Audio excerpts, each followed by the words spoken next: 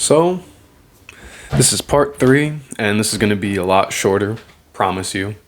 This is just really the conclusion. I'm only making this part 3 because 2 was so long. But let's just jump right into it. Quick little recap. If you want to watch part 2 and make it through that, go for it. But quick little recap of that. Pretty much just went through really my whole life from when I was born to graduating high school, and that was a lot happened, dealing with depression, problems in school, and coming to realizations and stuff like that. And that's a very rough summary of the part 2. And part 1 was my awakening, like when I actually, what spawned my awakening and to where I am now. It's weird. It's a weird order, I know. I'm working like not even fully backwards. It's like from awakening to now, and then the part 2 is my whole life, and then 3 is like an extension of that to my awakening, like what spawned that. So this will be very brief compared to the others. That is, I mean, I have low battery anyways, I can't keep going. But anyways, so where we left off, so I had graduated high school, and so things changed a little in my life after that. There were some major changes. So for example, I told you how my parents weren't wildly strict, and especially when it came to hanging out with worldly people and whatnot. Like, I had my friends. So now it's after school. Now I'm no longer in school. Now things get more serious, as in like I have to make more serious decisions in life when it comes to being a Jehovah's Witness. When it comes to being a Jehovah's Witness. So now all of a sudden, my parents are getting on me about, so I start hanging out with my friends a lot more. I'm doing the exact opposite of what they want me to do. I start hanging out with my friends a lot more, and I remember this one day, my best friend, Zach, they were like, what did they say? They were like, you can hang out with him, but only if you invite him to, because I didn't have a car yet at the time. And they were like, you can hang out with him, but only if you invite him to one of the meetings. And I'm just like, I don't want to do that. Because things start getting weird like that. So, but I eventually did get my car, fortunately 2 years later, in 2017, very beginning of that year.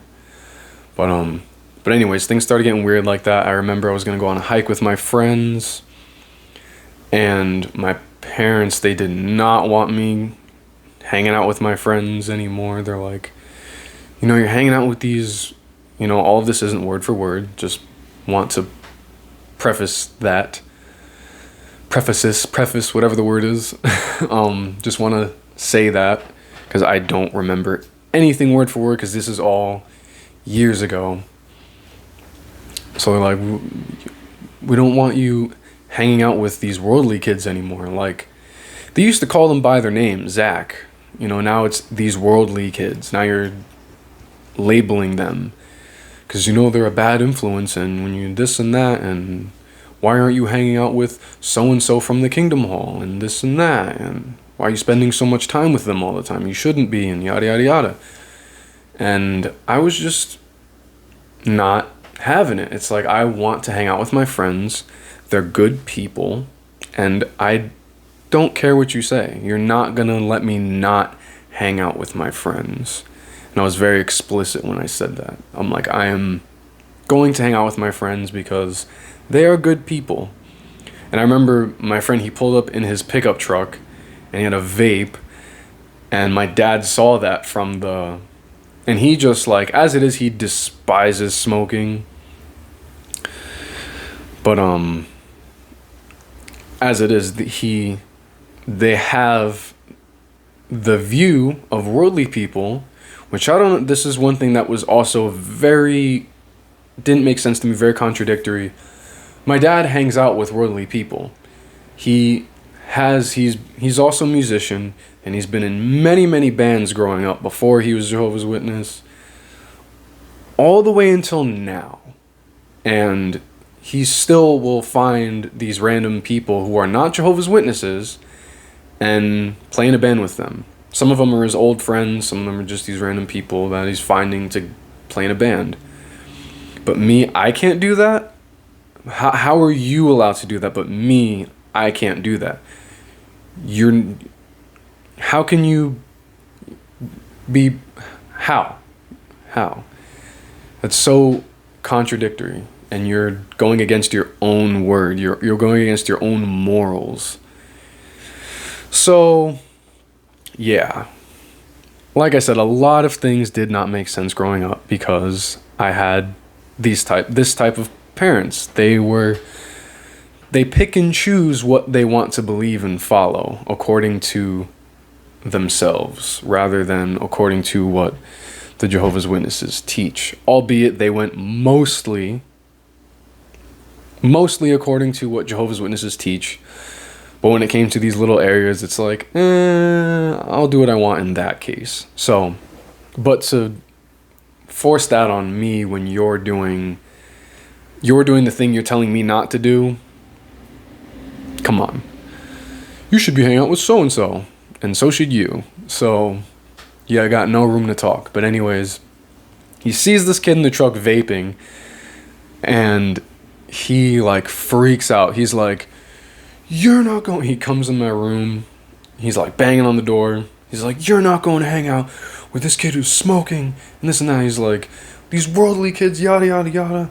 And he's like, how is he going to care about you when he doesn't even care about himself? This and that. And I just got so mad. I'm like, you don't even know who these people are. These are my friends. Of course they're going to care about me. How can you make that statement when you have no idea who they are? And I got so mad and just walked out of the house and went on my merry way. And the guy who's not going to care about me ended up being the only one who brought rope. He brought a first aid kit. He brought all this stuff for this hike to look after us.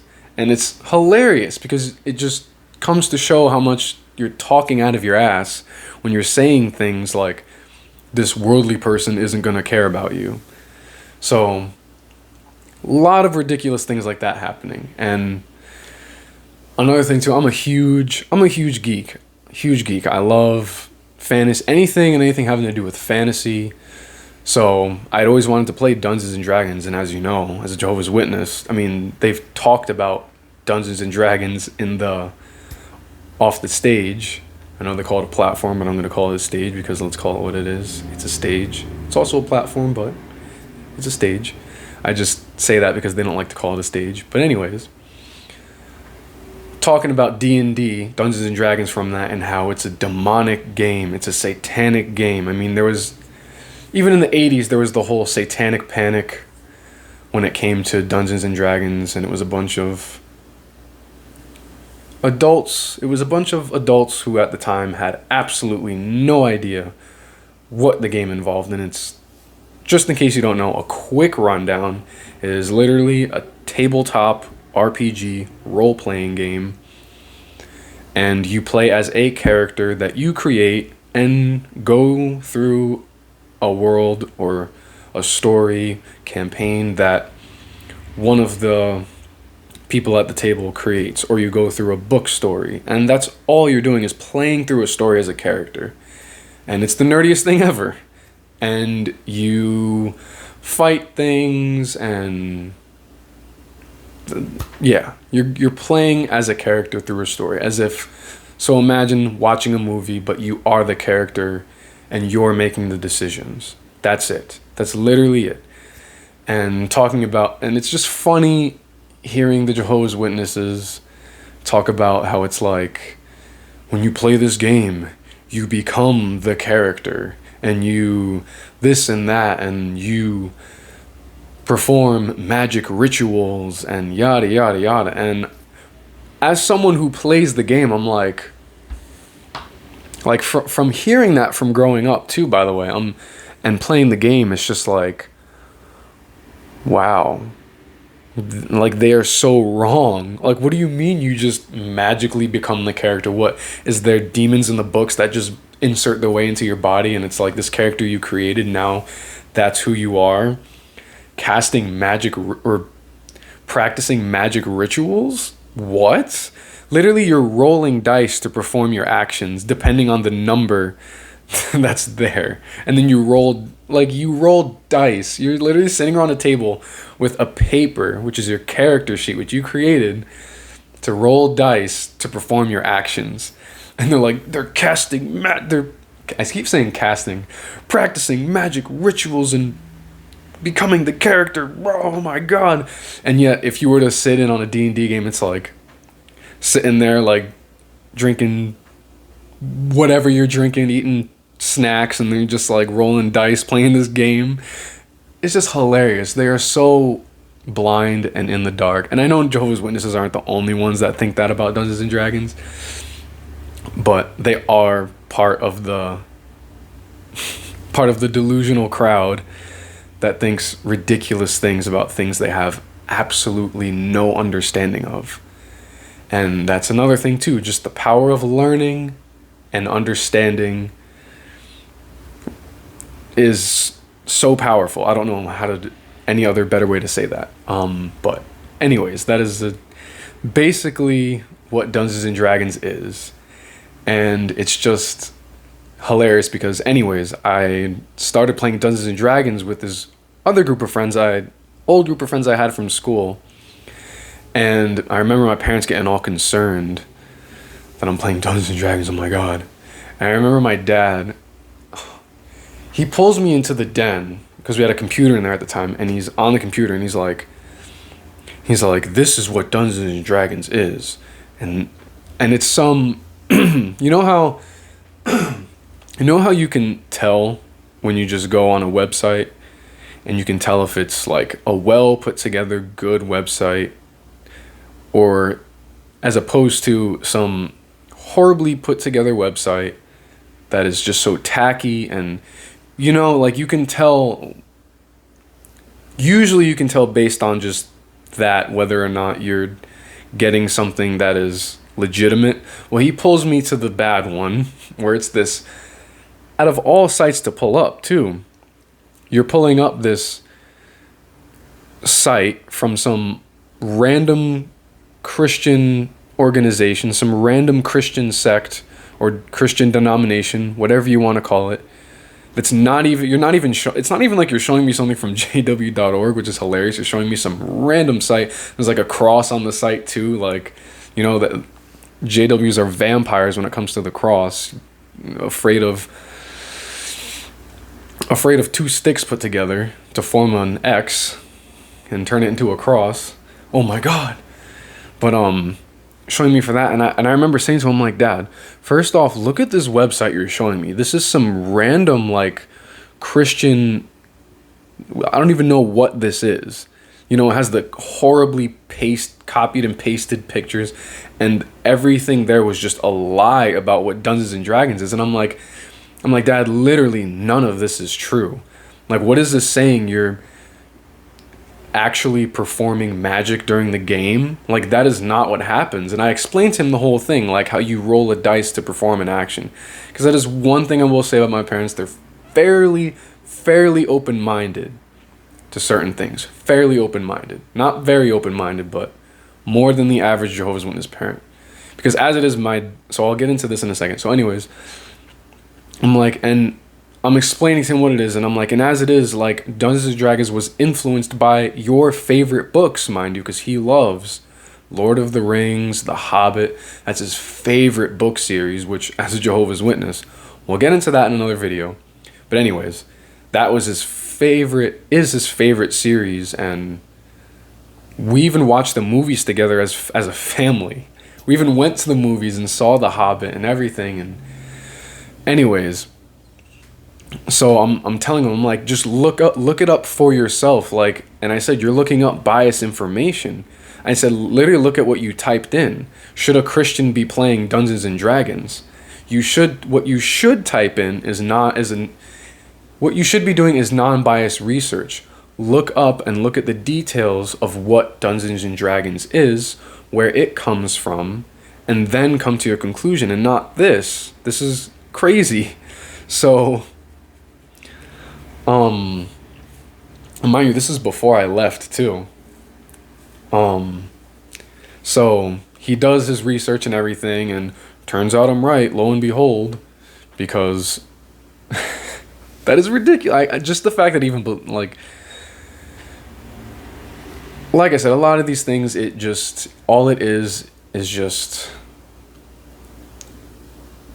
it's very eye-opening when all of these things happen, and it just shows more and more how blind and brainwashed and delusional the Jehovah's Witnesses are. So, anyways, along with this conclusion of the story, sorry it's so long. It should not even be this long, honestly, but just moving along. Anyways, so yeah, I'm hanging out with my friends more rather than doing Jehovah's Witness things, and this was like in 2016, and where do I move on from there? There's really not much else to say, honestly. But because I just wanted to lead up to where I first start off in the first part. So, where do we go? Anyways, I mean, I guess it was pretty clear to them. I should mention too, I remember after high school, I really did try. I tried with the Jehovah's Witness religion. Cult. I keep saying religion. I really, really tried with the Jehovah's Witness cult. I really tried because I was like, after high school, it was like, I want to at least try. So I was trying to become, a ministerial servant? Yeah. Is that what it's called? I don't even know if I ever became a ministerial servant. I don't even remember what a ministerial servant is. Man, I don't remember. But either way, I tried after high school. I really tried. I tried to go out in service on my own because I hated going out in service as it is. Despised it. I hated going out in service.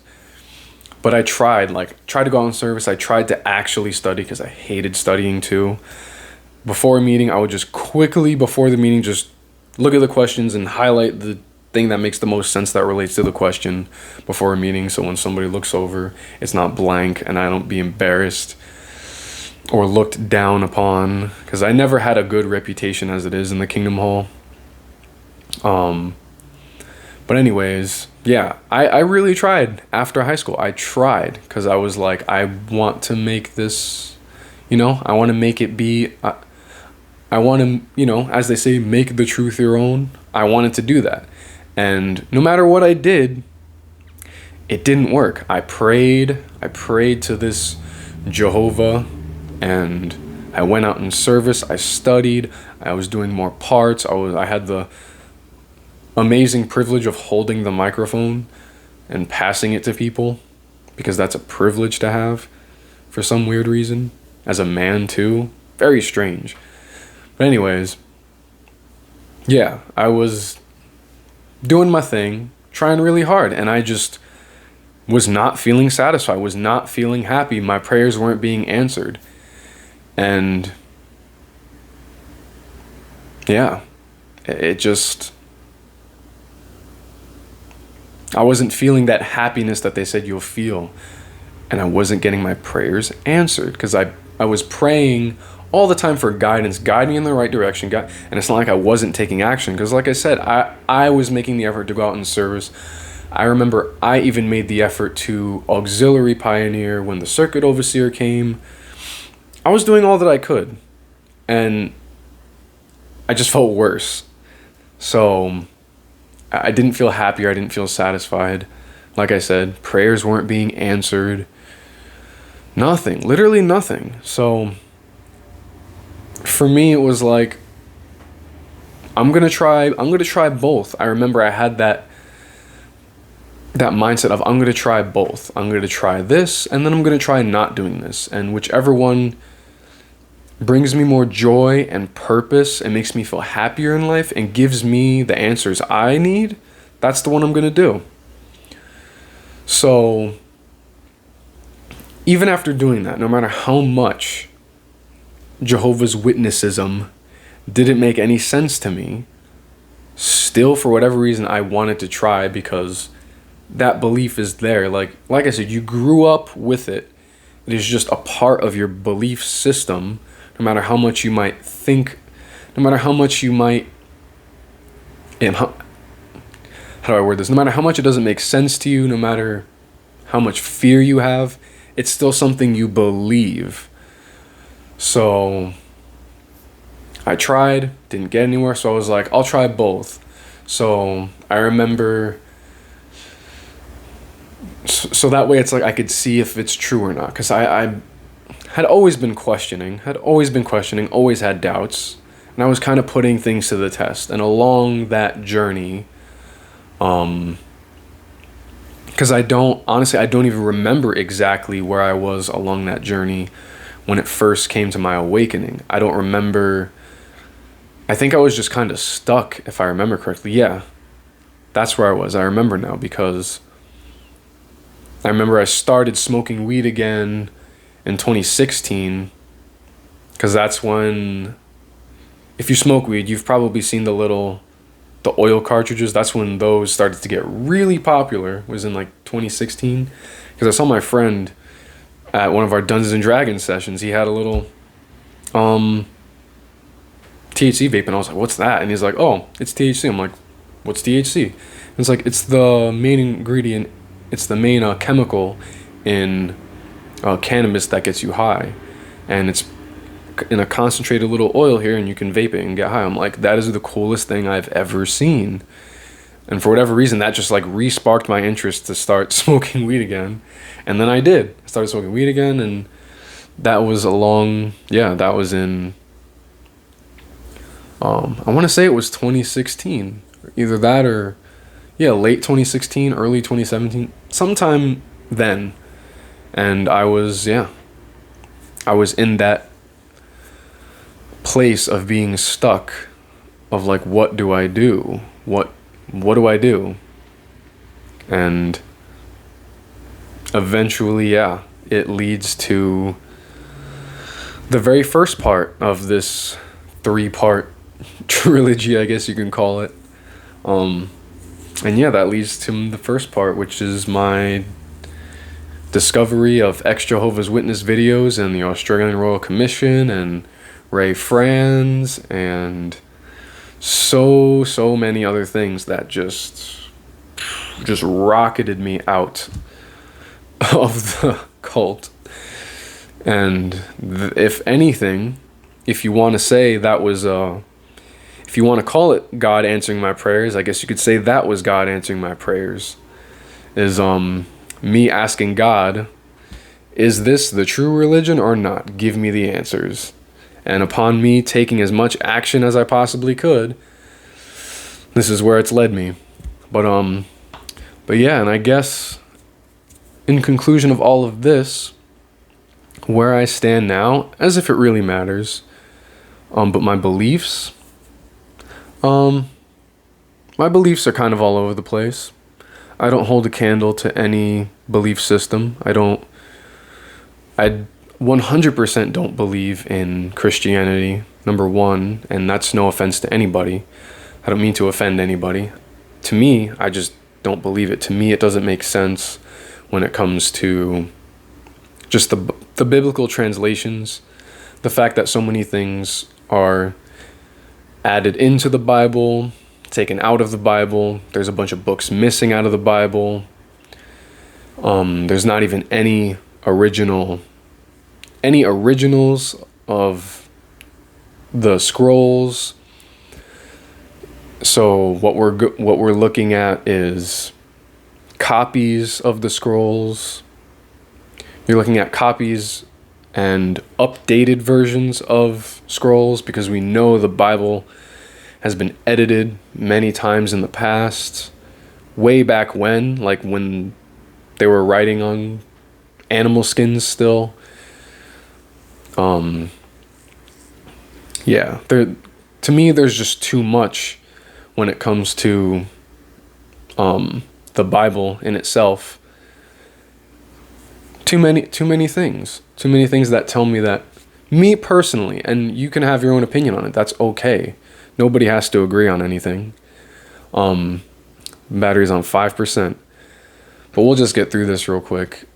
None of it makes sense to me. Christianity in itself doesn't make sense to me. So I don't subscribe to that. I don't believe in that. I don't believe in the Christian God.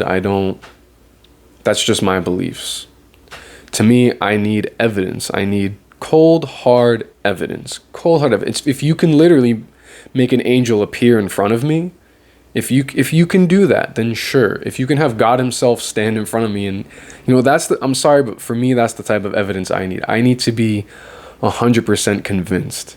That's just where I am.